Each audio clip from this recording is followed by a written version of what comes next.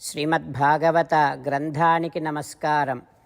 నిగమకల్పతరోర్గళితం ఫలం సుఖముఖాదమృతద్రవ సంయుతం పిబత భాగవతం రసమాలయం ముహురహో రసికా భువి భావుకాః. శ్రీసుఖ యోగీంద్రుల వారికి నమస్కారం. యం ప్రవ్రజంతమనుపేతమపేతకృత్యం ద్వైపాయనో విరహకాతర ఆజుహావ పుత్రేతి తన్మయతయా తరవోభినేదుః తం సర్వభూతహృదయం మునిమానతోస్మి. నరనారాయణులకు, చతుర్ముఖ బ్రహ్మకు, సరస్వతీదేవికి, వ్యాసమహర్షుల వారికి నమస్కారం. నారాయణం నమస్కృత్య నరం చైవ నరోత్తమం దేవీం సరస్వతీం వ్యాసం తతో జయం ఉదీరయేత్. శ్రీమద్భాగవతము 5వ స్కంధములో సూతమహాముని శౌనకాది మహర్షులందరికీ ప్రవచనం చేస్తూ ఈ రకంగా చెబుతూ ఉన్నాడు. ఓ మహర్షులారా, శ్రీసుఖ యోగీంద్రుల వారు పరీక్షిన్నరేంద్రుడికి శ్రీమద్భాగవతాన్ని ఉపదేశం చేస్తూ ఇలా చెబుతూ ఉన్నాడు. ఓ పరీక్షిన్నరేంద్ర, ఘృతపృష్ఠుడు క్రౌంచద్వీపాన్ని 7 వర్షములుగా విభజించి తన 7 కుమారులకు ఇచ్చాడు. అతని కుమారుల పేర్లు ఆముడు, మధురుహుడు, మేఘపృష్ఠుడు, సుధాముడు, భ్రాజిష్ణుడు, లోహితార్ణుడు, వనస్పతి. అయితే వారికిచ్చినటువంటి ఆ 7 వర్షాలలో 7 పర్వతాలు ఉన్నాయి. ఆ పర్వతాల పేర్లు శుక్లము, వర్ధమానము, భోజనము, ఉపబర్హిణము, నందము, నందనము, సర్వతోభద్రము. అంతేకాకుండా ఆ 7 వర్షాలలో 7 నదులు కూడా ఉన్నాయి. వాటి పేర్లు అభయ, అమృతౌఘ, ఆర్యక, తీర్థవతి, రూపవతి, పవిత్రవతి, శుక్ల. హో పరీక్షిన్నరేంద్ర, ఈ క్రౌంచద్వీపములో పురుషులు, ఋషభులు, ద్రవిణులు, దేవకులు అని 4 వర్ణాల వారు ఉంటారు. వీరు యాసాం అంభః పవిత్రం అమలం ఆపః మయం దేవం అపాం పూర్ణేన అంజలినా యజంతే. ఈ 4 వర్ణముల వారు పవిత్ర నదీ జలములను జలాధిదేవత అయినటువంటి వరుణదేవుని యొక్క పాదపద్మముల యందు దోసిళ్లతో సమర్పిస్తూ వారు వరుణాంతర్యామి అయినటువంటి దేవదేవుడిని ఆరాధన చేస్తూ ఉంటారు. అయితే ఈ క్రౌంచద్వీపవాసులు ఈ క్రింది మంత్రముతో వరుణ అంతర్యామి అయిన శ్రీమన్నారాయణుడిని ఆరాధన చేస్తూ ఉంటారు. ఆ మంత్రం ఏమిటంటే ఆపహ పురుషవీర్యాః స్థ పునంతీః భూర్భువస్సువః తాః నః పునీత అమీవఘ్నీః స్పృశతాం ఆత్మనా భువః ఇతి.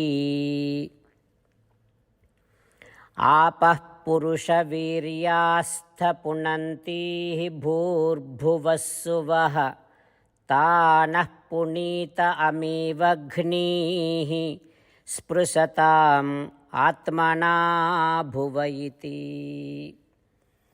ఈ రకంగా వరుణాంతర్యామి అయిన శ్రీమన్నారాయణుడిని, వరుణదేవుడిని ప్రార్థన చేస్తూ ఉంటారు. ఓ నదీ జలమా, దేవదేవుడి వలననే నీకు ఇంతటి శక్తి సామర్థ్యాలు వచ్చాయి. ఈ శక్తి సామర్థ్యాలతో నువ్వు భూలోక, భువర్లోక, సువర్లోకములను 3 లోకములను పవిత్రము చేయగలుగుతూ ఉన్నావు. నీలో ఉండే సహజ స్వభావముతో నువ్వు పాపాలను హరిస్తూ ఉంటావు.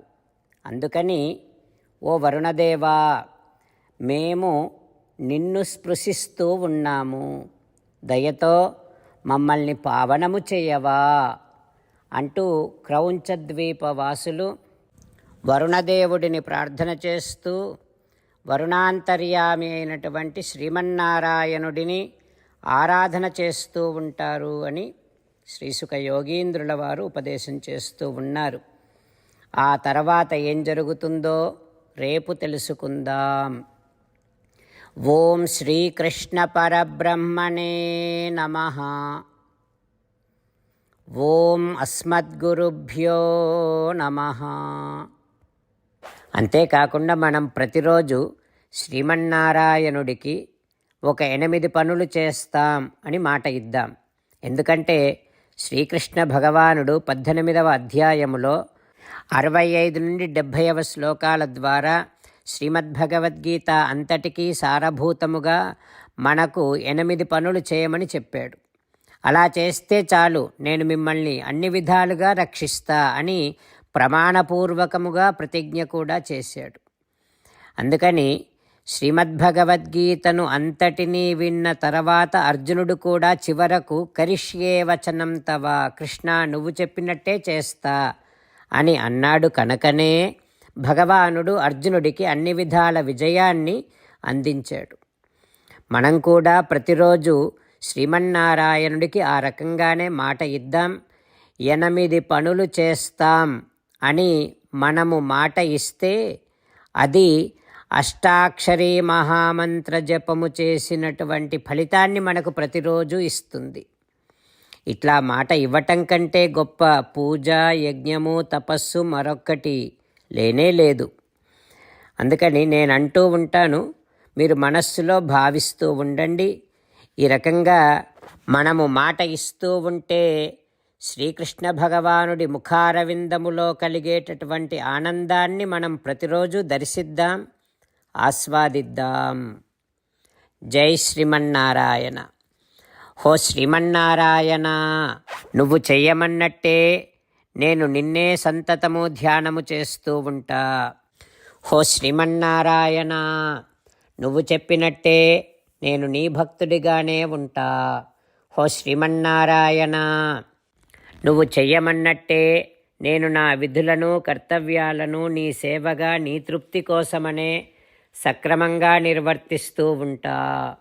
హో శ్రీమన్నారాయణ, నువ్వు చెప్పినట్టే నేను నీవాడిని అనే మహావిశ్వాసముతో నీకే నమస్కరిస్తూ ఉంటా.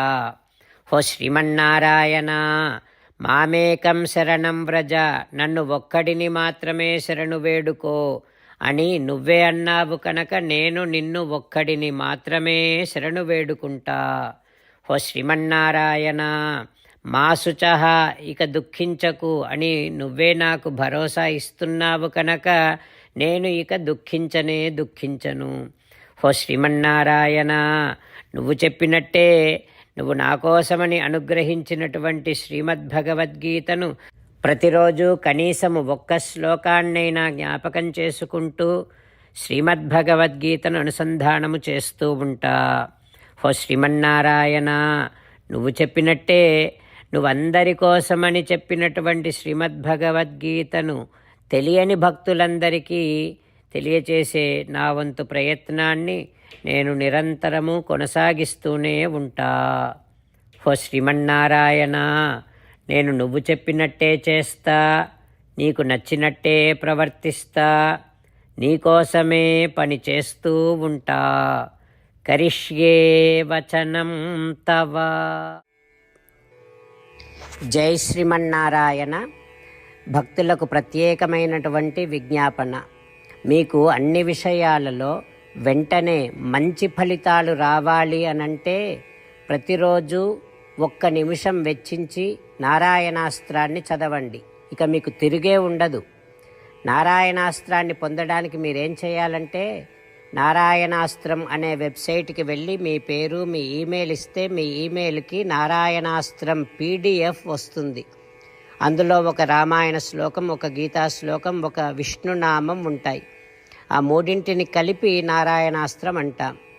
ప్రతి ఒక్కరికి వేరువేరు శ్లోకాలను ఇస్తున్నాం.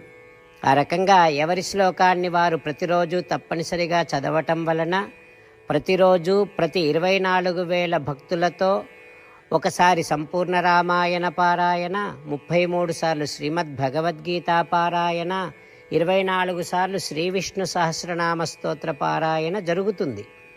ప్రతి ఒక్కరికి అంతటి విశేష ఫలితము ప్రతిరోజు లభిస్తుంది.